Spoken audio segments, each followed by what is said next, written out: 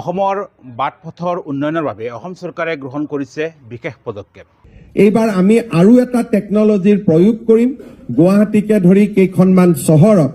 অসম চৰকাৰৰ এই পদক্ষেপৰ জৰিয়তে যিকোনো মানুহে নিজৰ অঞ্চলৰ বেয়া হৈ থকা বাটপথৰ ফটো বা ভিডিঅ' আপলোড কৰিব পাৰিব অসম চৰকাৰৰ ৱেবছাইটত।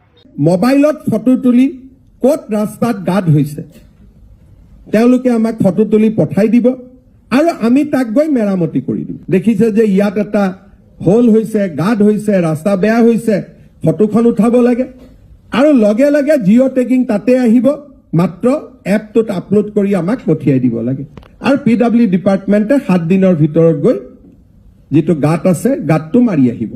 সকলোতে আমি কৰিব নোৱাৰো, গাঁৱত কৰিব নোৱাৰো, আৰ্থিক কথা থাকিব, কিন্তু গুৱাহাটী, যোৰহাট, ডিব্ৰুগড়, শিলচৰত ডেফিনেটলি আমি ইয়াক তেজপুৰত ইমপ্লিমেণ্ট কৰিব পাৰো।